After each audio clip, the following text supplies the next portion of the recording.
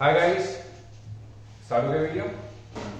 ठीक, देखो next topic के बारे में बात करेंगे। Next topic is resolutions and agreements to be filed with the registrar. Resolutions and agreements to be filed with the registrar. Registrar के पास हम लोग को क्या क्या रेजोल्यूशंस और क्या क्या एग्रीमेंट्स हमें फाइल करने पड़ते हैं। सबसे पहले let's just understand meaning of registrar. Registrar का मतलब होता है registrar of companies, that is ROC. Registrar का मतलब क्या होता है? ROC, registrar of companies. तो resolution to be filed with the registrar मतलब कि आरओसी के पास, रजिस्ट्रार ऑफ कंपनीज के पास आप लोग कौन कौन से रेजोल्यूशंस फाइल करोगे। मतलब कौन कौन से रेजोल्यूशंस का मतलब है कि जब कंपनी क्या करती है, let's just talk about a company. Company क्या करती है? स्पेशल रेजोल्यूशंस पास करती है। You know the meaning of special resolution, right? आप लोगों को पता है कि स्पेशल रेजोल्यूशन, मैंने मेरे लास्ट वीडियो में बताया था, क्लास में बताया था आपको कि रेजोल्यूशन का मतलब क्या होता है। When both are asking favour, एक तो होता है ऑर्डिनरी और एक होता है स्पेशल, कि 3 गुना वोट्स हैं और एक मतलब डबल वोट्स हैं, मतलब जितने वोट्स हैं उससे ज्यादा फेवर वाले वोट्स हैं। तो ऑर्डिनरी और स्पेशल रेजोल्यूशन मैं आपको ऑलरेडी इन क्लासेस के अंदर, उन वीडियोस के अंदर बता चुका हूं। अब जब हम बात करते हैं ऑर्डिनरी रेजोल्यूशन, स्पेशल रेजोल्यूशन के बारे में, तो होता क्या है, समझना कॉन्सेप्ट को। ऑर्डिनरी रेजोल्यूशन पास करा, स्पेशल रेजोल्यूशन पास करा, तो हमें वो रेजोल्यूशन पास करके इन्फॉर्म करना पड़ता है। और किसको इन्फॉर्म करना पड़ता है? रजिस्ट्रार को इन्फॉर्म करना पड़ता है। तो यही चीज बोलना चाहता है कि रेजोल्यूशंस और एग्रीमेंट्स जो कि आपको रजिस्ट्रार के पास फाइल करने हैं, तो कौन कौन से रेजोल्यूशंस, कौन कौन से एग्रीमेंट्स फाइल करने हैं और कितने दिनों में फाइल करने हैं, उसके बारे में अब हम लोग यहाँ पे बात करने वाले हैं। ये बोलता है section 117 provides that a copy of every resolution and an agreement in respect of matter specified therein together with the explanatory statement shall be filed in form MGT 14 with the registrar within 30 days of its passing or making thereof। मतलब क्या हुआ इसका, वो समझिए। देखो ये बोलता है, ये क्या बोलने की कोशिश कर रहा है, ढंग से समझना। ये बोलने की कोशिश कर रहा है कि सेक्शन 117 बोल रहा है कि हर रेजोल्यूशन जो आपने पास किया, आपने जिसके लिए कोई अग्रीमेंट किया, वो आपको रजिस्ट्रार के पास फाइल करना है उसके एक्सप्लेनेटरी स्टेटमेंट के साथ में। किसके साथ में? एक्सप्लेनेटरी स्टेटमेंट के साथ में।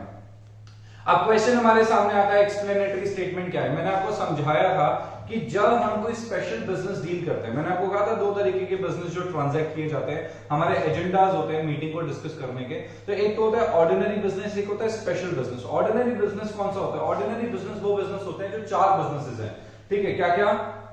डिविडेंड डिक्लेयर करना, फाइनेंशियल स्टेटमेंट को डिस्कस करना, ठीक है, डायरेक्टर्स को अपॉइंट करना, ऑडिटर को अपॉइंट करना, in place of those who are retiring और in place of those who are retiring. So basically जब हम ये 4 काम करते हैं तो उसको तो कहते हैं ऑर्डिनरी रेजोल्यूशन। और ऑर्डिनरी बिजनेसेस, इनके लिए ऑर्डिनरी रेजोल्यूशन पास होता है, इनको कहते हैं ऑर्डिनरी बिजनेसेस। तो अब होता यह है कि हमें आरओसी को इन्फॉर्म करने की इतनी खास रिक्वायरमेंट होती नहीं है, इसके लिए एक्सप्लेनेटरी स्टेटमेंट भिजवाने की इतनी खास रिक्वायरमेंट होती नहीं, क्योंकि सबको पता है। तो डिटेल्स तो जाएगी, बट जब हम बात करते हैं किसके बारे में, जब हम बात करते हैं स्पेशल बिजनेस के बारे में, तो उसके लिए हमारे लिए बहुत ज्यादा इंपॉर्टेंट हो जाता है, क्योंकि लोगों को वो मैटर पता नहीं है क्या है, किस बारे में डिस्कशन करने वाले हैं। तो उसकी सारी की सारी डिटेल जो भेजनी पड़ती है उसे कहते हैं एक्सप्लेनेटरी स्टेटमेंट। क्या बोलते हैं उसे? Explanatory statement. तो एक्सप्लेनेटरी स्टेटमेंट मतलब क्या? मतलब जो भी आप स्पेशल बिजनेस डिस्कस करने वाले हो उसकी सारी की सारी डिटेल्स बताना, उसे कहते हैं explanatory statement. To be filed in form MGT 14। कौन से फॉर्म में फाइल होगा? एमजीटी 14 में फाइल होगा विद द रजिस्ट्रार, रजिस्ट्रार के पास में with in 30 days of its passing of और मेकिंग देयरऑफ। जैसे एग्रीमेंट हुआ या फिर रेजोल्यूशन पास हुआ तो एमजीटी 14 में, एमजीटी का मतलब मैनेजमेंट, ठीक है, एमजीटी फॉर्म एमजीटी 14 में, ठीक है, तो आपको क्या करना पड़ेगा? फाइल करना पड़ेगा किसके पास? रजिस्ट्रार के पास। कितने दिन में? 30 डेज के अंदर अंदर। कितने दिन में? 30 डेज के अंदर अंदर। Resolutions and agreements to be filed with the registrar are as under. कौन कौन से रेजोल्यूशंस है जो आपको फाइल करने हैं? सारे के सारे देख लीजिए। पहला तो आता है स्पेशल रेजोल्यूशन। मतलब जितने भी स्पेशल रेजोल्यूशन होंगे जहां पे 75% फेवर वाले वोट्स होते हैं और कम और 25% अगेंस्ट वाले वोट्स होते हैं, मतलब एटलीस्ट 75% फेवर वाले वोट्स होने चाहिए टोटल वोटिंग के, वो तो सारे के सारे फाइल होंगे ही होंगे, सारे के सारे फाइल होंगे। मतलब जहां पे स्पेशल रेजोल्यूशन पास हुआ वहां पे आपको ये करना ही पड़ेगा। जैसे एग्जांपल देता हूं, कंपनी का एक मेमोरेंडम ऑफ एसोसिएशन होता है जब कंपनी रजिस्टर्ड होती है, जब कंपनी का रजिस्ट्रेशन होता है तो कंपनी का एक बनता है एमओए, एक बनता है एओए। सबको ये चीज पता है, एक बनता है एमओए, एक बनता है एओए। एमओए का मतलब होता है मेमोरेंडम ऑफ एसोसिएशन, एओए का मतलब होता है articles of association, memorandum of association, articles of association. जब कंपनी मेमोरेंडम में कोई चेंज लेके आए या आर्टिकल्स में कोई चेंज लेके आए, जनरली मेमोरेंडम के चेंज तो बड़े चेंजेस होते हैं, आर्टिकल्स में अगर कोई चेंज लेके आती है तो कंपनी को स्पेशल रेजोल्यूशन पास करना पड़ता है, लो भाई ये फाइल कर देना। तो अगर आप अपने आर्टिकल्स में चेंजेस लेके आते हो तो that is a special business, special resolution will be pass for the same, तो you have to file the special resolution with whom? With the registrar, definitely with the registrar, that is ROC. Resolution which have been agreed to by all the members of a company, but which if not so agreed to would not have been effective for the purpose unless they have been passed as a special resolution. ये बोलता है कि सीधी सी बात है, ऐसे resolutions which have been agreed to by all the members of a company, मतलब जिसके लिए agreement, ठीक है, क्या बोलता है कि ऐसे resolutions which have been agreed to by all the members of a company, मतलब जिसके लिए सारे के सारे members क्या करेंगे, agree करेंगे, but which if not so agreed to would not have been effective for the purpose unless they has been passed as special resolutions। मतलब हुआ ये कि कुछ ऐसा पॉइंट जहां पे 100% रेजोल्यूशन चाहिए, बट वो तब तक इफेक्टिव नहीं होगा जब तक वो as a special resolution pass नहीं हुआ। मतलब जिस मैनर में स्पेशल रेजोल्यूशन पास होता है उसी मैनर में हमें 100% वोटिंग वाले रेजोल्यूशंस भी पास करने हैं, और जो हमने 100% वोटिंग वाले रेजोल्यूशन स्पेशल रेजोल्यूशन के मैनर में फाइल करे हैं, वो पास करे हैं, वो हमें आरओसी के पास फाइल करने पड़ेंगे। तो ये तो हो गया स्पेशल रेजोल्यूशन, ये हो गया 100%, क्योंकि by all the members of a company है ना, ठीक है, by all the members of the company है, उनको पास करना पड़ेगा, बट इसके जो पास करने का जो इफेक्टिव तरीका है वो तब तक वही वैसे ही माना जाएगा जैसे स्पेशल रेजोल्यूशन का तरीका होता है। मतलब जिस मैनर में हम स्पेशल रेजोल्यूशन पास करते हैं उसी मैनर में मुझे 100% वोटिंग भी चाहिए। क्या चाहिए? 100% वोटिंग भी चाहिए। सर ऐसा होता है? हाँ ऐसा होता है। सर कैसे होता है? एक एग्जांपल देके बताता हूं। कंपनी के डायरेक्टर्स है, कौन है कंपनी के डायरेक्टर्स है, तो कंपनी के डायरेक्टर्स का जो अपॉइंटमेंट होता है, समझिएगा बात को, कंपनी के डायरेक्टर्स का जो अपॉइंटमेंट होता है वो किस तरीके से होता है वो समझाता हूं। कंपनी के जो डायरेक्टर्स हैं, हमारी कंपनी के जो डायरेक्टर्स हैं, उनका जो अपॉइंटमेंट होगा वो ऐसे होता है कि एक डायरेक्टर को लेके आएंगे, उसके लिए रेजोल्यूशन पास करेंगे, उसका अपॉइंटमेंट हो जाएगा, फिर दूसरे डायरेक्टर को लेके आएंगे, उसका अपॉइंटमेंट हो जाएगा। एक्चुअली आप लोग एक कॉन्सेप्ट है जिसको अपन कहते हैं rotation of directors. Rotation of directors को मैं डिटेल में बताऊंगा, ठीक है, अगले चैप्टर्स के अंदर जिसमें मैं डायरेक्टर्स पढ़ाऊंगा, क्योंकि इन चैप्टर्स के बाद मैं डायरेक्टली डायरेक्टर्स के चैप्टर्स चालू करूंगा। तो होता क्या है कि रोटेशन ऑफ डायरेक्टर्स में ऐसा होता है कि हमारी कंपनी के कुछ डायरेक्टर्स तो होते हैं जैसे परमानेंट, और कुछ डायरेक्टर्स जो होते हैं वो टेम्परेरी डायरेक्टर्स होते हैं। टेम्परेरी मतलब ऐसा नहीं है कि 2-4 महीने में हटा देंगे, टेम्परेरी मतलब 1 साल के लिए डायरेक्टरशिप में आते हैं। तो जैसे ही 1 साल खत्म हो जाता है, अब हमें डिसाइड करना है कि हमें उसे कंटिन्यू करना है कि नहीं करना। तो उन डायरेक्टर्स को कहा जाता है रोटेशनल डायरेक्टर, जो रोटेट होते रहेंगे कंपनी में, कभी है कभी नहीं है। मतलब हो सकता है कि आप इनको रिमूव कर दो, हो सकता है आप इनको कंटिन्यू कर दो। देखो ऐसा नहीं है कि सारे के सारे डायरेक्टर्स को रिमूव करना जरूरी है या सारे के सारे डायरेक्टर्स को रखना जरूरी है। तो होता यह है, कंपनी के जो डायरेक्टर्स होते हैं उसमें से 2/3 जो डायरेक्टर्स हैं वो रोटेशन में जाएंगे, और रोटेशनल डायरेक्टर्स के ऊपर कंपनी डिसाइड करेगी कि उसे कंटिन्यू करना है कि नहीं करना है। सो अब होता यह है कि जो रोटेशनल डायरेक्टर्स हैं वो एक एक करके रेजोल्यूशन पास होना चाहिए, एक एक करके सबके लिए क्या होना चाहिए, रेजोल्यूशन पास होना चाहिए। बट कभी कभी कंपनी क्या करती है, डिसाइड करती है कि नहीं, एक काम करो, सारे के सारे रोटेशनल डायरेक्टर के लिए एक रेजोल्यूशन पास कर देते हैं। सारे के सारे रोटेशनल डायरेक्टर के लिए एक रेजोल्यूशन। कंपनी में 5 रोटेशनल डायरेक्टर है, तो हम लोग क्या कर रहे हैं, हम लोगों ने मेंबर से बोला, मेंबर्स सारे के सारे मेंबर्स बैठे हुए हैं, 2-4 हजार मेंबर्स बैठे हुए हैं, हमने अनाउंसमेंट किया कि देखो हम लोग की प्लानिंग ये है कि आप 5 रोटेशनल डायरेक्टर्स हैं, 5 अलग अलग रेजोल्यूशन पास करेंगे। तो हम चाहते हैं कि 5 को एक ही रेजोल्यूशन से, क्योंकि कोई इसको रिमूव करना चाहता नहीं है, तो एक ही रेजोल्यूशन पास करके 5 को रीअपॉइंट कर देता है कंपनी के अंदर, 5 कंटिन्यू कर लेंगे कंपनी के अंदर। तो 5 को रीअपॉइंट करना चाहते हैं कंपनी के अंदर, तो 5 को रीअपॉइंट करने के लिए हम लोग यहाँ पे क्या करना चाहते हैं, रेजोल्यूशन पास करना चाहते हैं। क्या करना चाहते हैं, रेजोल्यूशन पास करना चाहते हैं। उस रेजोल्यूशन को पास करने से पहले हमें 100% अप्रूवल चाहिए सारे के सारे शेयर होल्डर्स की, क्या हम ऐसा रेजोल्यूशन पास कर सकते हैं क्या। तो उस रेजोल्यूशन को पास करने से पहले एक जो रेजोल्यूशन पास होगा उसमें 100% अप्रूवल चाहिए। क्या चाहिए, 100% अप्रूवल चाहिए। तो हमने यहाँ पे 100% रेजोल्यूशन पास किया। अप्रूवल ली, तो अप्रूवल के बाद हम लोग क्या करेंगे, स्पेशल रेजोल्यूशन पास कर पाएंगे, उस पोजीशन में आएंगे। तो ये वही चीज कह रहा है कि जहां पे आपको 100% रेजोल्यूशन चाहिए, 100% अप्रूवल चाहिए, तो उसको उसी मैनर में पास करा जाएगा जिस मैनर में स्पेशल रेजोल्यूशन को पास किया जाता है, एंड देन वो आरओसी के पास फाइल करा जाएगा।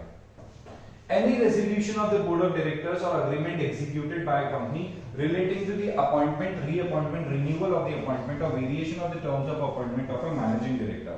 मैनेजिंग डायरेक्टर को अपॉइंट करना, मैनेजिंग डायरेक्टर को रिमूव करना, मैनेजिंग डायरेक्टर के टाइम पे एक्सटेंड करना, उसके अपॉइंटमेंट, रीअपॉइंटमेंट, रिन्यूअल, ठीक है, variation in the terms of appointment of managing director, जो भी है, whatsoever the thing is, अगर कंपनी के board of directors resolution pass करते हैं, ठीक है, कंपनी अग्रीमेंट एंटर करती है किससे, मैनेजिंग डायरेक्टर से, अपॉइंटमेंट के लिए, रीअपॉइंटमेंट के लिए, रिन्यूअल के लिए, उनके टर्म्स को वेरी करने के लिए, उसके सैलरी वैल्यू डिसाइड करने के लिए, जो भी करती है, तो उसके लिए क्या करा जाएगा, जो भी अग्रीमेंट है वो किसके पास फाइल करा जाएगा, आरओसी के पास फाइल करा जाएगा। किसके पास फाइल करा जाएगा, आरओसी के पास फाइल करा जाएगा।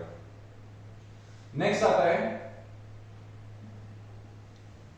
resolutions requiring a company to be wound up voluntarily passed in pursuance to section 59 of the Insolvency and Bankruptcy Code 2016। देखो IBC 2016 के अंदर की बात कर रहा हूं मैं। IBC 2016 बेसिकली क्या बोलता है, IBC 2016 बोलता है कि अगर कंपनी चाहे तो अपने आप को वॉलंटरीली वाइंड अप कर सकती है। क्या कर सकती है, वॉलंटरीली वाइंड अप कर सकती है। कंपनी को लगता है कि इसके बहुत मेंबर्स रिड्यूस हो गए, अब एक पब्लिक कंपनी में चाहिए 7 मेंबर्स कम से कम, प्राइवेट कंपनी में चाहिए 2 मेंबर्स। अगर मान्यता एक पब्लिक कंपनी है और पब्लिक कंपनी के सिर्फ 10 मेंबर्स रह गए, तो कंपनी को लगता है कि काम करते हैं, इस बिजनेस को वाइंड अप करके हम लोग एक पार्टनरशिप फॉर्म ओपन कर देते हैं।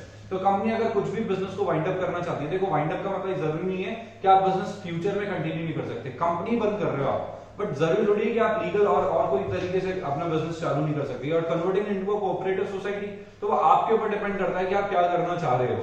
तो हो सकता है कि आप कंपनी वॉलंटरीली बंद करना चाहते हो, या आपको लगता है कि कंपनी में आप फ्यूचर में ऐसे कोई बिजनेस होगा नहीं, फ्यूचर में हमें लॉसेस हो सकते हैं, हमारा प्लास्टिक का कोई बिजनेस था, गवर्नमेंट बैन लगा रही है फ्यूचर में, तो हम लोग सोच रहे हैं कि इससे वाइंड अप कर देते हैं, इस बिजनेस को वाइंड अप करते हैं। तो वॉलंटरीली हम लोगों के ऊपर डेट्स वेट्स नहीं है कि ऐसा नहीं है हम उधारी चुका नहीं पा रहे, हम सब चुका रहे हैं, टाइम पे चुका रहे हैं, बट हम लोग वॉलंटरीली क्या करना चाहते हैं, कंपनी को वाइंड अप करना चाहते हैं सेक्शन 59 के हिसाब से इंसॉल्वेंसी एंड बैंकरप्सी कोड के।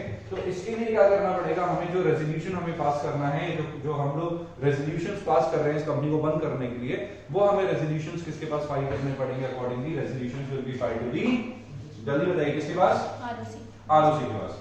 No person shall be entitled under 399 to inspect or obtain copies of such resolution।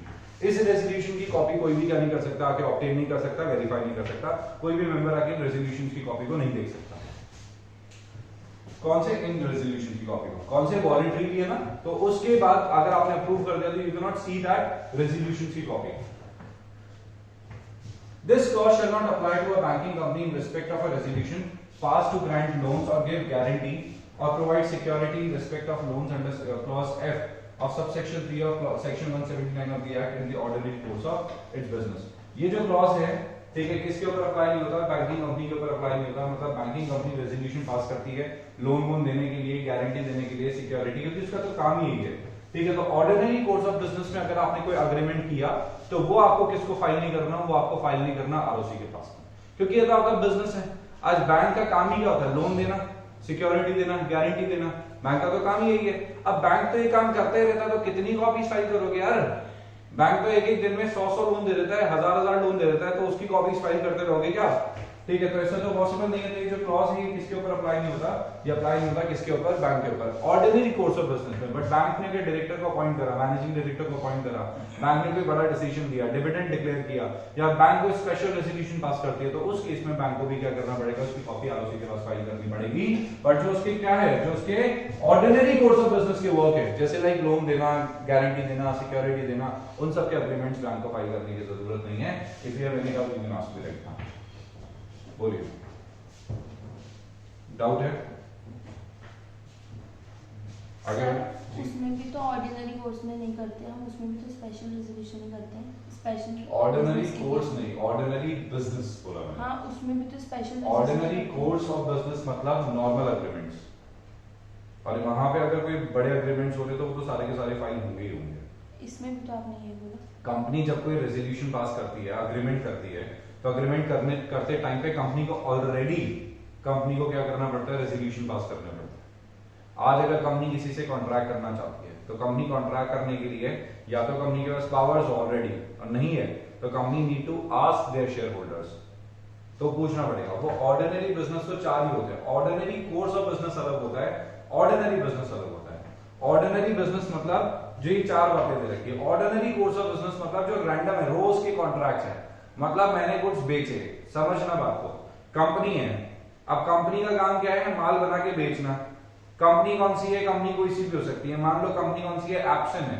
अब एप्सन अपना माल बनाती है, माल बना के मार्केट में डिस्ट्रीब्यूटर्स को दे देती है, तो उनके बीच में भी तो कॉन्ट्रैक्ट होता ही है ना।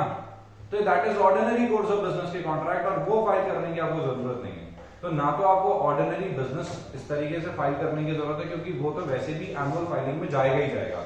और ऑर्डिनरी कोर्स ऑफ बिजनेस में जो नॉर्मल बिजनेस एक्टिविटीज में जो कॉन्ट्रैक्ट वगैरह होता है वो भी आपको फाइल करने की जरूरत नहीं होती है उसी के पास, क्योंकि वो तो नॉर्मल बिजनेस है। कॉन्ट्रैक्ट तो हर जगह होता है। कॉन्ट्रैक्ट एक्ट के हिसाब से अगर आप चिप्स का पैकेट भी खरीदने जा रहे हो 10 रुपए का, तो भी आपने कॉन्ट्रैक्ट किया है ना। तो वो सारी चीजें थोड़ी फाइल होगी, वो सारी चीजें नहीं फाइल होती। वो उन अग्रीमेंट्स की बात करता है जिससे कंपनी एट लार्ज पे इफेक्ट आता है ऑर्डिनरी कोर्स ऑफ बिजनेस के अलावा। ओके, वो चीजें फाइल होती है। अब एक नेक्स्ट काफी इंपॉर्टेंट टॉपिक के बारे में बात करें जिसके ऊपर क्वेश्चन बनता है। ये जो ऊपर वाला टॉपिक कराया, रेजोल्यूशंस और agreements to be filed with registrar, that was not that very important, ठीक है, but notice of the meeting is very important. Notice of the meeting is very important, star mark कर दीजिएगा, बहुत important है notice of the meeting. Notice of the meeting, notice of the meeting की बात कर रहे हैं। अब देखो होता क्या है, length of notice of meeting. Length of notice of meeting का मतलब कितना बड़ा नोटिस जाएगा ये नहीं, कितने ड्यूरेशन का नोटिस जाएगा वो उसकी बात कर रहे हैं। 21 दिन का 21 क्लियर डेज का नोटिस जाएगा। अब आप बोलोगे सर ये 21 क्लियर डेज का मतलब क्या होता है? 21 क्लियर डेज का मतलब है कि 21 दिन के लिए नोटिस आपके पास पड़ा रहेगा। Like for 21 days notice will be with you. और जो इसका ट्रैवल का टाइम है, नोटिस भेजने का टाइम है, मीटिंग का दिन है, उसे अलग से एक्सक्लूड कर दिया गया है। मतलब इन सबके अलावा 21 दिन तो नोटिस हम लोग अज्यूम कर रहे हैं कि आपके पास है। मतलब 3 वीक पहले आपको हमने इंटीमेट कर दिया कि मीटिंग है, सो दैट आपका जो अपॉइंटमेंट है वो आप उस अकॉर्डिंगली फिक्स कर सको। नॉर्मली जो लोग होते हैं वो अपॉइंटमेंट अपना 1 वीक का फिक्स करते हैं, 2 वीक का फिक्स करते हैं, 3 हफ्तों का किसी का अपॉइंटमेंट इस तरीके से जनरली फिक्स नहीं होता है, हम लोग अज्यूम करते हैं। तो 21 डेज के लिए हम लोग आपको अज्यूम करते हैं कि 21 days will be the sufficient time जब कोई अपना टाइम शेड्यूल एडजस्ट कर सकता है, ठीक है, और हम लोग इन्फॉर्म कर देते हैं। समझेगा? A general meeting of a company may be called by giving not less than 21 days clear notice either in writing or through electronic mode. या तो राइटिंग में जाएगा, इलेक्ट्रॉनिक मोड के थ्रू जाएगा। अगर रिटर्न नोटिस जाता है और आपके घर पे रिटर्न नोटिस आता है तो उस नोटिस को भिजवाने के लिए 48 आवर्स का हम लोग टाइम लेते हैं। जब वो मीटिंग में जो नोटिस आएगा, मीटिंग का जो नोटिस आपके घर पे आएगा वो बाय पोस्ट आएगा, तो पोस्टल सर्विस के लिए हम लोग अज्यूम करते हैं कि 48 घंटे 48 आवर्स लगेंगे। तो हम लोग आपके घर पे बाय पोस्ट भिजवाते हैं। कौन सी पोस्ट? रजिस्टर्ड पोस्ट के थ्रू। कौन सी पोस्ट के थ्रू? Registered post. एक होता है स्पीड पोस्ट, एक होता है रजिस्टर्ड पोस्ट। रजिस्टर्ड पोस्ट में जिसका एड्रेस दे रखा है उसके घर पे बंदा जाएगा, सिग्नेचर करवाएगा, फिर नोटिस देके आएगा। इसे कहते हैं अपन क्या? Registered post. समझ रहे? एक होता है ऑर्डिनरी पोस्ट। ऑर्डिनरी पोस्ट का मतलब होता है घर गया, लेटर फेंक के निकल गया वो तो। अब आपने लेटर देखा, आपने नहीं देखा, this is ordinary post. Registered post में बंदा घर आएगा, साइन करवाएगा, फिर आपको लेटर हाथ में देके जाएगा। समझ रहे? एक होता है स्पीड पोस्ट, जहां पे काम स्पीडली हो जाता है, ठीक है, कि जो फर्स्ट फ्लाइट जा रही है, जो फर्स्ट ट्रेन जा रही है, जो फर्स्ट तरीका है जिससे फटाफट से आपके घर पे नोटिस भिजवाया जा सकता है, उससे जो मोस्ट फास्टेस्ट रूट के थ्रू आपके पास क्या करा जाएगा? नोटिस को भिजवाया जाएगा। तो ये 3 तरीके होते हैं नोटिस भिजवाने के, बट जो कंपनीज एक्ट में दे रखा है वो क्या है? रजिस्टर्ड पोस्ट है। और आजकल क्या है, रजिस्टर्ड पोस्ट भी बंद करके इन्होंने पेपर सेव करने के लिए, टाइम सेव करने के लिए, कॉस्ट सेव करने के लिए, और इससे ज्यादा इफेक्टिव मैनर होता है, सबसे ज्यादा इफेक्टिव मैनर होता है ईमेल आईडी। आपकी ईमेल पे आपको नोटिस दे दिया जाएगा, तो ईमेल पे नोटिस देने से वो 48 आवर्स का टाइम जो है वो सेव हो जाएगा। कितने टाइम सेव हो जाएगा? 48 आवर्स का जो टाइम है वो एग्जैक्टली सेव हो गया। कंपनी के लिए भी, कंपनी का कॉस्ट भी, लाखों करोड़ों रुपए का कॉस्ट सेव हो जाता है। Notice through electronic mode shall be given in such a manner as may be prescribed in case of section 8 company. section 8 company मतलब section 8 company का मतलब होता है NPC, not for profit companies, जिनका profit making का काम नहीं है. 14 days clear notice is required instead of 21 days. उनके इसमें कितने दिन का नोटिस चाहिए? 14 डेज का नोटिस चाहिए. Okay, 14 days clear notice. Word क्या यूज करा? क्लियर. क्लियर नोटिस का मतलब कितने दिन के लिए भैया ये सामान आपके घर पे पड़ा रहेगा. कितने दिन के लिए? 14 डेज के लिए.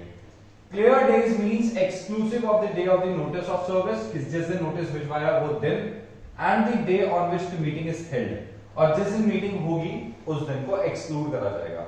मतलब कि अगर मैं आपको नोटिस भिजवा रहा हूं, मान लेते हैं 16th ऑफ फरवरी को, 16th ऑफ फरवरी को, तो इसमें 21 डेज ऐड कर देना, और जो 21 डेज ऐड करने के बाद 21 डेज ऐड कर देना क्लियरली, और जो 22nd डे आएगा that will be the day of meeting. वो डे ऑफ मीटिंग होगा, इससे पहले नहीं हो सकता. आपको बोला है 21 डेज का क्लियर नोटिस भिजवाओ. ऐसा नहीं है कि आप 22, 23, 24 दिन का नोटिस नहीं भिजवा सकते. आप 24 दिन का नोटिस भिजवाओ तो वो कोई दिक्कत नहीं है. बट ये वर्ड यूज करता है at least, not less then 21 days. मतलब कम से कम 21 दिन का तो नोटिस जाना ही चाहिए. 25 दिन का भिजवाया आपकी मर्जी, कोई दिक्कत नहीं है. बट ये 21 डेज का तो क्लियर कट गैप चाहिए भाई मेरे को. 21 डेज का तो क्लियर कट गैप मेरे को हर कंडीशन में चाहिए. आप समझ रहे हो बात को? तो 16th of February for example क्या वर्ड यूज करा मैंने? 16th ऑफ फरवरी को नोटिस भिजवाया, तो वो जो जिस दिन नोटिस भिजवाया जा रहा है उसको तो एक्सक्लूड करा जाएगा. अब 17 तारीख से 21 दिन गिनेंगे अपन, तो क्या आ जाएगा? 17th, 18th, 19th, 20, 21, 22, 23, 24, 25, 26, 27, 28, और ये फरवरी कौन सा है? 2021, तो 28 डेज है इसमें, 29 नहीं है.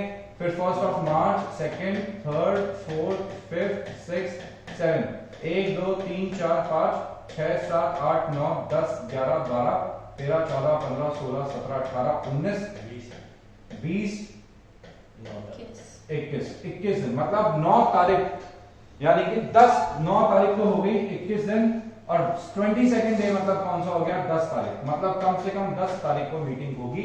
10 तारीख से पहले तो मीटिंग किसी भी कंडीशन में नहीं हो सकती. ये तो मैंने तब कहा जब इसने बोला इलेक्ट्रॉनिक मोड से मैं नोटिस भिजवा रहा हूं. किससे? इलेक्ट्रॉनिक मोड से. अगर ये बाय पोस्ट नोटिस भिजवाएगा तो 48 घंटे दैट इज 2 डेज और इसमें ऐड कर दो, तो 16 को नोटिस भिजवाया तो 17 और 18 को तो हम लोग ट्रैवल का टाइम अज्यूम कर लेंगे. उसके अलावा 2 दिन, मतलब ये हो गया कि 10 तारीख की जगह मीटिंग कब हो जाएगी? 11-12 को. समझ रहे हो? 10 तारीख भी नहीं, 10 तारीख अलग, 11 तारीख अलग, तो 12 तारीख को मीटिंग होगी. समझ गए क्या? Where a notice of general meeting is sent by post, it shall be deemed to be served at the expiration of 48 hours after the letter containing the same is posted. तो हम लोग assume कर लेते हैं कि 48 घंटे के अंदर तो पहुंच जाएगा. ठीक है, एक्सपायरेशन ऑफ 48 आवर्स से पहले सर्व्ड हो जाएगा. ये रूल कौन सा है? 25(6) ऑफ कंपनीज इनकॉर्पोरेशन रूल 2014 के हिसाब से. Each of the 21 days must be full and complete days. 21 दिन होने चाहिए पूरे, कंप्लीट डेज होने चाहिए. कंप्लीट डेज मतलब आधे दिनों को 21 दिन नहीं मानोगे आप. तो कंप्लीट और फुल डेज का मतलब क्या हो गया कि पहले के टाइम पे इसमें कंफ्यूजन क्रिएट हो जाता था कि आज अगर मैंने 12 बजे नोटिस भिजवाया है तो उस हिसाब से 12 बजे, तो बोलता है भैया सुन रहने दे, ये टाइम 12 बजे से लेकर 12 बजे तक कैसे मत अज्यूम कर. फुल डेज, रात को 12 से लेकर सुबह के 12 तक पूरा दिन आना चाहिए इसके अंदर.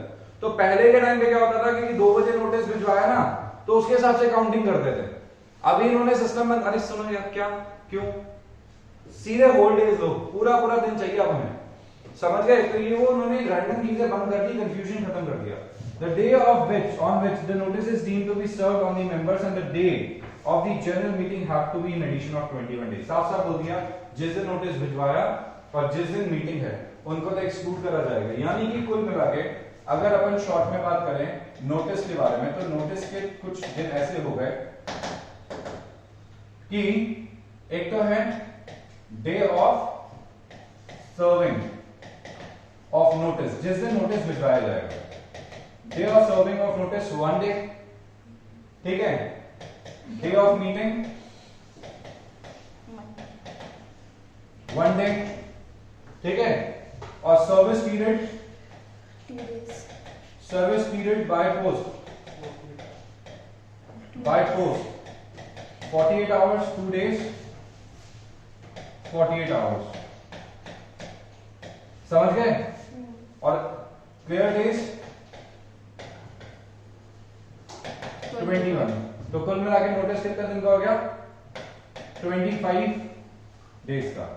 तो 25 डेज का नोटिस है कम से कम, जिसमें बचे हुए 21 दिन तो क्या हो जाएंगे? क्लियर डेज हो जाएंगे। 21 दिन तो क्या हो जाएंगे? Clear days. जिस दिन नोटिस भिजवाया, जिस दिन मीटिंग है, वो 48 आवर्स कम्युनिकेशन के लिए, भिजवाने के लिए, ठीक है। और बाकी 21 दिन क्लियर नोटिस आपके घर पे पड़ा रहेगा। समझ गए? घर पे, ऑफिस में, जहां पे भी है, हम अज्यूम करते हैं कि 21 दिन प्रायर इंटीमेशन आपके पास पहुंच चुकी है। और अगर इसी की जगह पे बाय पोस्ट की जगह पे, ये तो है बाय पोस्ट, और अगर इसी की जगह पे बाय मेल जाता, तो ईमेल से अगर मैं करता तो सेम रहता, बस ये क्या हो जाता है, पोस्टल डेज हट जाएंगे, तो 23 डेज बन जाएगा। इससे कम तो किसी भी कंडीशन में नहीं हो सकता। समझ गए? चलो एक एग्जांपल करते हैं इसका। आया समझ में? इजी है ना ये? Yes sir. चलिए अब देखिए क्या दे रखा है, इलस्ट्रेशन करते हैं, एक एग्जांपल करते हैं जो भी अपन ने पढ़ा उसको सॉल्व करने के लिए एक एग्जांपल देखते हैं। ABC limited issued a notice on 1 अगस्त 2019 और मीटिंग का है 24 अगस्त 2019। ये बोलता है check the validity of the notice referring to the provisions in case it is sent by post. तो साफ साफ दिख गया बाय पोस्ट भेजा है तो गलत है, और ऑनलाइन भेजा होता तो सही हो जाता। अब करके देख लेते हैं। इसके हिसाब से डेट ऑफ होल्डिंग मीटिंग 24 तारीख है, डेट ऑफ डिस्पैच 21 तारीख, 1 तारीख है, तो 1 तारीख को भी हटा दो, 24 तारीख को भी हटा दो, ठीक है भाई। 1 भी हटेगा, 24 भी हटेगा, 2 तारीख भी हटेगी, 3 तारीख भी हटेगी। समझ रहे हो? ये तो 4 दिन हटेंगे क्योंकि 2 दिन तो हो गए 48 घंटे, और ये दोनों तो हो गए day of notice, sending of the notice and date of meeting. अब यार 4 तारीख से लेके 4, 5, 6, 7, 8, 9, 10, 11, 12, 13, 14, 15, 16, 17, 18, 19, 20, 21, 22 और 23, गिन के देख लो कितने दिन हो गए। ये हो गया 1, 2, 3, 4, 5, 6, 7, 8, 9, 10, 11, 12, 13, 14, 15, 16, 17, 18, 19, 20। गलत? यस। समझ गए क्या? तो देखो क्या लिखा है। Date of holding AGM 24 August, date of dispatch of notice 1 August, days to be excluded, day of holding of the AGM that is 24 August, day of dispatch of notice that is 1 August, 2 additional days for serving of notice that is 2nd and 3rd अगस्त। आ गया ना समझ में? Exactly जो same lines use करी है मैंने। Number of days notice given 20 days, हो गया गलत। Number of days notice required under section 101 is 21 days, therefore it is not a case of valid notice. गलत नोटिस है। समझ गए क्या? नोटिस गलत है। However, shortfall of 1 day can be condoned if consent is given for a shorter notice by at least 95% of the members entitled to vote at the AGM। ये बोलता है कि शॉर्टर नोटिस को एक्सेप्ट कर लिया जाएगा। मतलब अगर आपने एक दिन गलती से एक आधा दिन कम कर दिया ना नोटिस का दिन, तो इसको एक्सेप्ट कर लिया जाएगा at least 95% of the members of the meeting. Members जो वहां पे वोट करेंगे, मतलब 95% लोग अगर हाँ कर दे कि चल ठीक है कोई बात नहीं, तो इसको कंडोन कर दिया जाएगा, एक्सेप्ट कर लिया जाएगा। अदरवाइज ये क्या था? ये रॉन्ग नोटिस था, इनवैलिड नोटिस था। क्या था ये? Notice was invalid. Since notice was invalid तो इसको कंसीडर नहीं करा जाएगा। समझ गए क्या? मीटिंग नहीं वैलिड मानी जाएगी, आपको वापस या तो दूसरा नोटिस भिजवाना पड़ेगा, या फिर इंस्टेड ऑफ दिस आप क्या करेंगे? At least 95% of the share holders का अप्रूवल लेंगे। अगर उन्होंने मना कर दिया, 94% ने हाँ करा, 95% ने मना कर दिया, तो सॉरी आपका मीटिंग ही कैंसिल हो जाएगा। Meeting is invalid, meeting will be considered as invalid. तो शॉर्टर नोटिस के बारे में स्टडी करते हैं थोड़ा सा। Let's just talk about shorter notice now.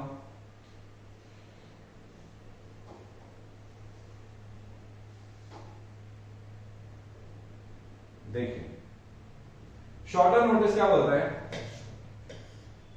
A general meeting may be called after giving a shorter notice if consent is given in writing by or by electronic mode not less than 95% of the members entitled to vote at such meeting. तो अपन ने क्या किया, एक example देता हूँ।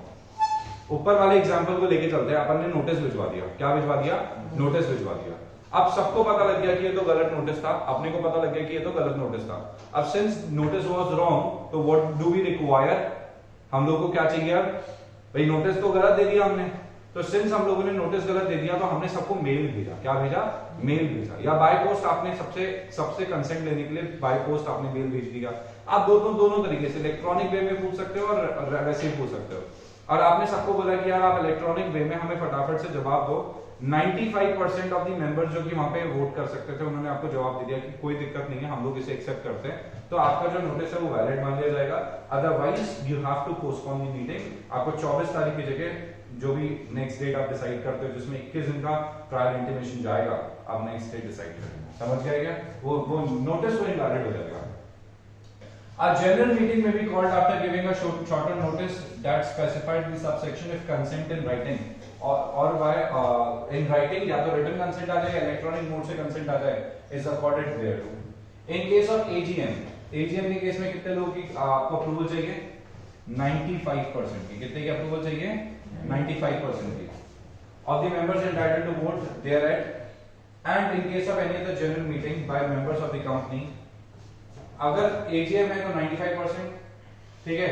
और अगर और कोई सी मीटिंग है, मतलब और कोई सी मीटिंग कौन सी होती है पता है ना आपको? जनरल मीटिंग के अलावा ईजीएम होती है, एजीएम के अलावा ईजीएम होती है या फिर क्लास मीटिंग होती है।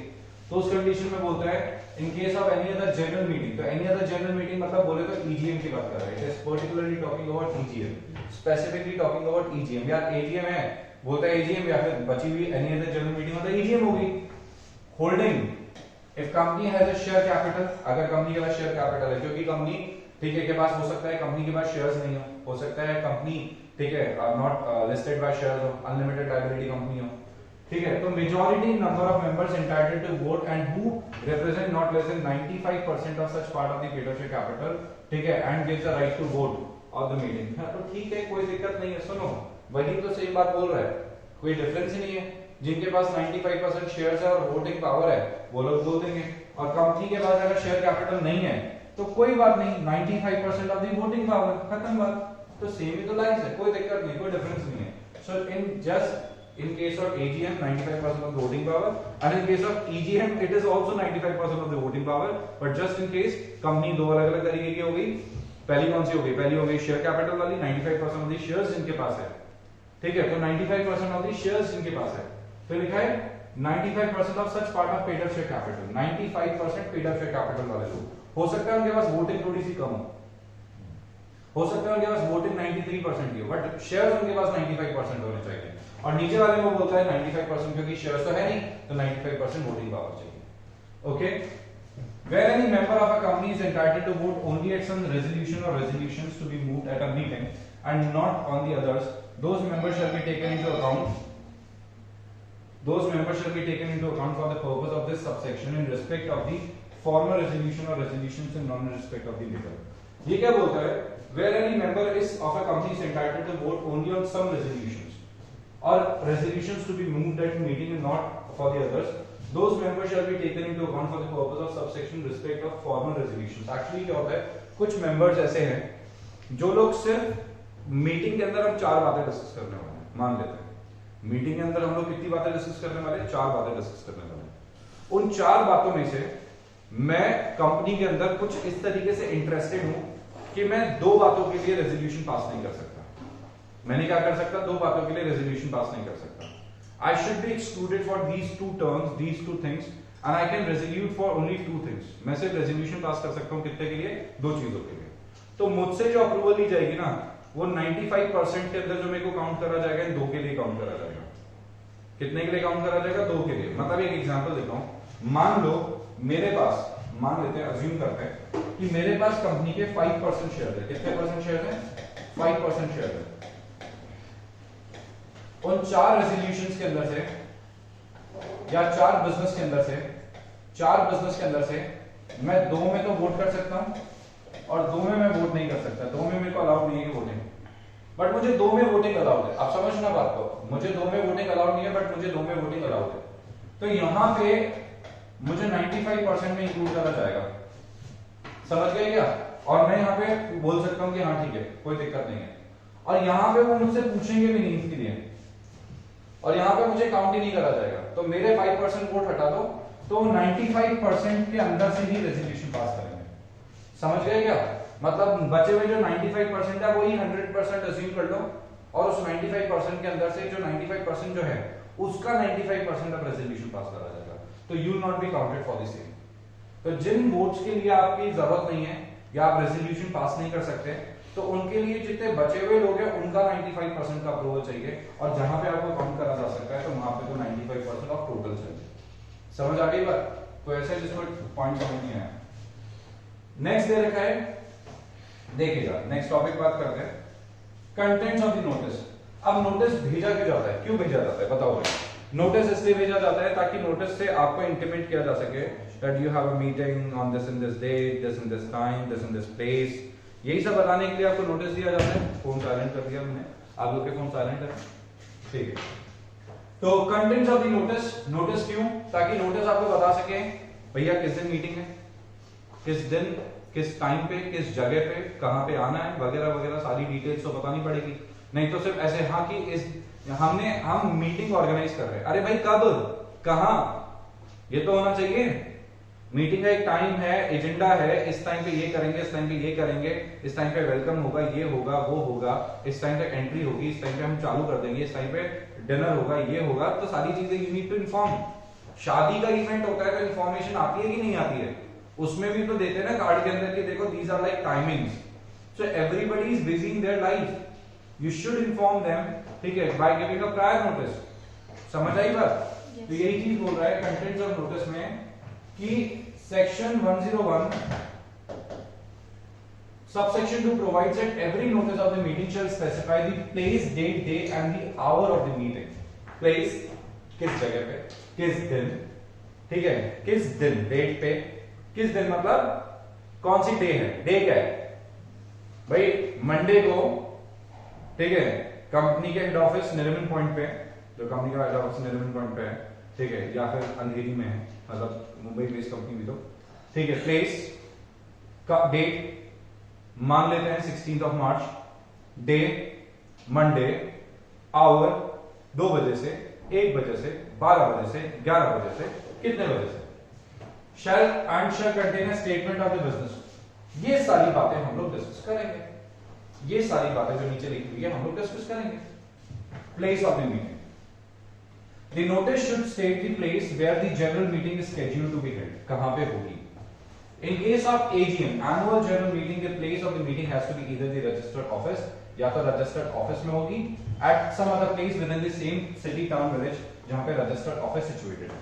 तो अगर AGM है या तो कंपनी के registered office में, इतनी जगह नहीं है registered office में, तो same city, town और ठीक है विलेज में, कोई भी, जैसे जयपुर बेस्ड कंपनी है तो या तो कंपनी के ऑफिस में, या कंपनी ने जैसे बिल्ड ऑडिटोरियम में करवा दिया, बिल्ड ऑडिटोरियम सबको पता है, ठीक है, तो या किसी ऑडिटोरियम में करवा दिया, किसी होटल में फाइनलाइज करवा दिया।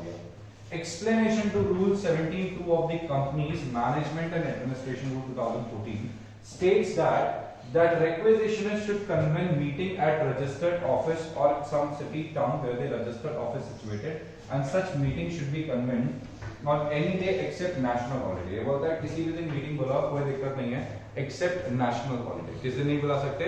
नेशनल हॉलिडे वाले दिन नहीं बुला सकते, ठीक है, बाकी किसी भी दिन मीटिंग बुलाओ हमें कोई दिक्कत नहीं है। मतलब you can call meeting on Sunday also but not on national holiday, समझ गए? तो it can be a public holiday but it should not be a national holiday. AGM of an unlisted company shall be held at any place in India if consent is given in writing by electronic mode by all members in advance। आप देख रहे हो all members, आप देख रहे हो all members वाली बात आज मैंने डिस्कस करी थी आप लोगों से कि ऑल मेंबर्स की हम लोग को अप्रूवल की जरूरत होती है क्या, तो ऑल मेंबर्स की अप्रूवल की जरूरत आ गई। अगर कोई अनलिस्टेड कंपनी है, कौन सी कंपनी है? Unlisted company, can they call their AGM at any place in India? Yes, they can call their AGM at any place in India। पूरे इंडिया में कहीं भी बुला सकते हैं, बट सारे के सारे मेंबर्स की कंसेंट चाहिए। तो अनलिस्टेड कंपनीज में बहुत ज्यादा मेंबर्स होते भी नहीं है। अब अनलिस्टेड कंपनी में मान लो 15 मेंबर्स है, ठीक है, बोले यार मीटिंग करने के लिए कहा चले यार घूमना भी हो जाएगा फैमिली के साथ, मीटिंग के लिए काम करते हैं कहीं साउथ में चलते हैं, इस बार घूमना भी हो जाएगा, फैमिली के साथ एक ट्रिप भी हो जाएगा। बोले चलो चलते हैं, ठीक है। तो उन्होंने क्या करा, किसी 5 स्टार होटल में चले गए फैमिली को लेके, ठीक है। तो बोला तुम लोग घूमो, वाइफ को बोल दिया घूमो, हम लोग मीटिंग अटेंड करके आते हैं। 2-4 घंटे मीटिंग में डिस्कशन किया, काम खत्म, चले गए वापस। तो इस तरीके से देखिए डू। तो यहाँ पे बोलते हैं रेस्ट्रिक्शन किसके ऊपर है, पब्लिक कंपनी जो कि लिस्टेड है, जो पब्लिक कंपनी जो कि अनलिस्टेड है, छोटी कंपनी है, उनके ऊपर हम ज्यादा रेस्ट्रिक्शन लगाते हैं, उनको जो करना है करे, बट रेजोल्यूशन पास करके हमें इन्फॉर्म करते हैं। Notice shall contain complete particulars of the venue of the meeting including route map, prominent landmark और easy location except in case of. तो आपको बताना पड़ेगा, आपको साथ में नीचे ना उसका मैप भी देना पड़ेगा, यहाँ से इस तरीके से ऐसे होके मैप आता है ना जैसे आप लोग देखते होंगे, तो मैप भी बताना पड़ेगा, रूट मैप भी बताना पड़ेगा, प्रोमिनेंट लैंडमार्क भी बताना पड़ेगा कि दिस इज द लैंडमार्क, जैसे यहाँ पे Amit Bhardwaj petrol pump is the landmark, ठीक है, जो सालों से यहीं पे, ताकि इजी लोकेशन आ सके accept in case of a company in which only its directors and relatives are members। मैंने बोला ना अभी पब्लिक कंपनी अनलिस्टेड है, तो अनलिस्टेड है तो सारे के सारे डायरेक्टर्स और उसके रिलेटिव्स ही तो मेंबर्स हैं भाई, डायरेक्टर्स और उसके रिलेटिव्स मेंबर्स हैं। जैसे अभी डीमार्ट शेयर्स इशू कर रहा है, डीमार्ट ने शेयर्स इशू करे, उससे पहले तक डीमार्ट का ओनर कौन था, से वही तो था, ठीक है, आर के धमानी उसकी फैमिली की ओनर थी, तो सारे के सारे शेयर्स ही उनके पास थे। अब कंपनी के सारे शेयर्स उनके पास है, तो वही लोग तो मीटिंग ऑर्गेनाइज करेंगे ना यार, तो फिर उनको थोड़ी लैंडमार्क बताने की जरूरत है। सुनो अपने ऑफिस आना है, हाँ वही ऑफिस जहाँ पे रोज आते हो, हाँ उसका लोकेशन भेजूंगा तुम्हें, कहीं गलती से भूल ना जाओ तुम, नहीं कंपनी की रिक्वायरमेंट है, नहीं ऐसा तो होगा नहीं। अब होली ओन सब्सिडियरी या होली ओन सब्सिडियरी है, तो होली ओन सब्सिडियरी में भी दिक्कत नहीं है। अब रिलायंस है तो रिलायंस की होली ओन सब्सिडियरी, तो होली ओन सब्सिडियरी ही कंपनी किसके पास है, रिलायंस के पास है।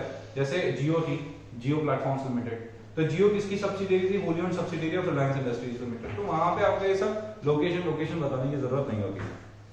ओके, नेक्स्ट आता है डे ऑफ द मीटिंग। सुनो डे ऑफ द मीटिंग, अब already told you national holiday नहीं होना चाहिए, उसके अलावा कुछ भी हो सकता है। तो day and date of the meeting should be clearly stated in the notice. An AGM and meeting called by the requisitionist shall be called on a day which is not a national holiday। किसी भी दिन बुलाओ, national holiday नहीं होना चाहिए। क्या नहीं होना चाहिए, नेशनल हॉलिडे नहीं होना चाहिए। For the purpose of this subsection, national holiday means and includes a day declared as national holiday by the CG। मतलब सिंपल सी बात है, नेशनल हॉलिडे का मतलब होता है जो सेंट्रल गवर्नमेंट बोलते हैं नेशनल हॉलिडे। सेंट्रल गवर्नमेंट बोलती है यार आज भी नेशनल हॉलिडे, सुनो आज मन कर रहा है छुट्टी लेने का, आज नेशनल हॉलिडे बस खत्म। और उन्होंने बोल दिया मतलब ऐसे तो नहीं बोल सकते डेफिनेटली, बट हाँ आपको पता है, ठीक है, 26 जनवरी, 15 अगस्त, इस तरीके के जो दिन होते हैं वो नेशनल हॉलिडे। देखो यार, national holiday means Republic day, 26 January, independence day, 15 August, Gandhi Jayanti 2 October, in such a day as may be declared by central government as national holiday। Time of the meeting, agenda of the meeting, and then proxy clause। तीन चीजों के बारे में बात कर रहे हैं, last topic करते हैं। टाइम ऑफ द मीटिंग, ठीक है, सुन लो भाई, exact time of the holding of meeting should be given in the notice. कितने बजे मीटिंग चालू करोगे। And AGM should be called by the requisitionist during business hours only between 9 AM and 6 PM। 9 बजे से 6 बजे के बीच में। There is no restriction on timing in case of EGM। EGM के केस में कोई टाइमिंग रिस्ट्रिक्शन नहीं है, ठीक है, शाम को 9 बजे आ जाओ, रात को 9 बजे आ जाओ, रात को शाम को 6 बजे से मीटिंग चालू करेंगे, हाँ ठीक है, कोई दिक्कत नहीं है। AGM के ऊपर रिस्ट्रिक्शन है 9 से 6 का। Agenda, a statement of the business to be transacted at AGM should be given in the notice। Agenda मतलब बिजनेस, एजेंडा मतलब क्या डिस्कशन करेंगे, that is business of the meeting, कि हम लोग किस बारे में डिस्कशन करना चाहते हैं, that is called as agenda of the meeting. In case the meeting is to transact a special business, an explanatory statement should be attached about such item. और स्पेशल बिजनेस है तो एक्सप्लेनेटरी स्टेटमेंट जाएगा, ordinary business के लिए explanatory statement नहीं जाएगा। मैंने आपको कहा था ना दो तरीके के बिजनेस ऑफ द मीटिंग होते हैं, ordinary business, special business. Ordinary business है, डिटेल चली गई थोड़ी बहुत, और स्पेशल बिजनेस है तो किस बारे में डील करना चाह रहे हैं, किस बारे में बात करना चाहते हैं, तो उसकी कंप्लीट डिटेल जाएगी। सिंस कंप्लीट डिटेल जाएगी तो उसे क्या कहते हैं, स्पेशल बिजनेस कहते हैं। क्या कहते हैं, स्पेशल बिजनेस। स्पेशल बिजनेस के लिए तो भैया कंप्लीट डिटेल चाहिए। नेक्स्ट टॉपिक है proxy clause with reasonable prominence. Actually क्या होता है, जो नोटिस होता है ना, जो नोटिस होता है उसमें रीजनेबल प्रोमिनेंस के साथ में, रीजनेबल प्रोमिनेंस का मतलब क्या होता है, जो आपको ये जो नोटिस पढ़ाया है, कल मैं आपको प्रैक्टिकली ये नोटिस दिखाऊंगा, ठीक है, ऐसा होता है। और ये सारे के सारे पॉइंट मैं आप लोगों से नोटिस के डिस्कस करूंगा। तो ये बोलता है रीजनेबल प्रोमिनेंस का मतलब क्या है। रीजनेबल प्रोमिनेंस का मतलब है कि जो भी मीटिंग होती है तो उसका जो नोटिस भेजा जाता है उसके अंदर आपको रीजनेबल प्रोमिनेंस मतलब थोड़ा हाईलाइट करके देना पड़ेगा कि जो मेंबर्स मीटिंग अटेंड कर सकता है फिजिकली खुद से, उसके पास राइट है कि वो प्रॉक्सी को अपॉइंट करे और प्रॉक्सी उसकी जगह पे आके मीटिंग अटेंड कर सके। मतलब मैं हूं बड़ा बिजनेसमैन, मेरे पास है नहीं टाइम मीटिंग अटेंड करने के लिए, but this meeting is very important for me, this meeting is very important for me, तो मैं मीटिंग अटेंड नहीं कर सकता, या मैं रहता हूं इंडिया के बाहर, मैं मीटिंग अटेंड करने के लिए नहीं आ पा रहा, कुछ रीजंस है। मीटिंग मेरे लिए बहुत ज्यादा जरूरी है। अब सिंस मीटिंग मेरे लिए जरूरी है तो मैं खुद तो जा नहीं सकता, बट मैं मेरी जगह पे किसी पर्सन को भेज दूंगा। मैंने मेरे मैनेजर को भेज दिया, ठीक है, मैंने किसी एजेंट को भेज दिया, तो प्रॉक्सी बेसिकली मेरा एजेंट है जो मेरी जगह जाके एक तरीके से वहां पे अटेंडेंस लगाएगा।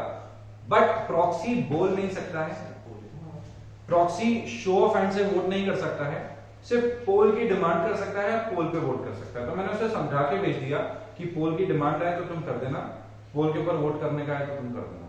तो मैं हूं बड़ा बिजनेसमैन, मेरा एक चार्टर्ड अकाउंटेंट है, मैंने उसको भेज दिया, मैंने कहा तेरे को 50,000 रुपए दूंगा, मीटिंग अटेंड करके आ, सारे के सारे पॉइंट्स नोट करके आना मीटिंग में मेरे लिए, और मेरी जगह जाके वोट करके आना। बोला ठीक है सर मैं कर दूंगा, आई हैव नो इश्यू। समझ गए? तो every notice calling a meeting of a company which has a share capital, जिनके पास शेयर कैपिटल है, ध्यान रखना, और the articles of which provide for voting bye proxy at the meeting, और articles allow करते हैं, should carry with reasonable prominence, highlighted होना चाहिए, बट बहुत ज्यादा नहीं कि बहुत बड़े-बड़े फॉन्ट पे लिखा हो, ना ना ना इतना नहीं, रीजनेबल ताकि दिख सके।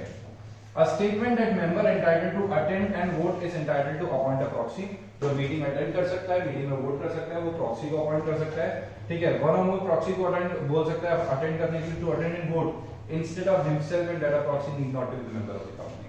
प्रॉक्सी जरूरी नहीं कि कंपनी का मेंबर हो सकता है, कंपनी के मेंबर को ही मैंने प्रॉक्सी बना के भेज दिया, मतलब मैं खुद नहीं जा रहा मीटिंग अटेंड करने के लिए, बट मेरा ब्रदर जा रहा है, मेरे पास कंपनी के 8% होल्डिंग है, मेरे ब्रदर के पास 2% होल्डिंग है, मैंने कहा सुन तू मेरा प्रॉक्सी बन के चले जा और मेरी जगह भी तू ही वोट कर देना, मैं नहीं जा सकता, तू ही मेरी जगह वोट कर देना। ऐसा होता है, एक एग्जांपल देता हूं मैं आपको, इसका छोटा सा एग्जांपल, आप समझ जाओगे, रिलेट कर पाओगे, यू कुड रिलेट दिस।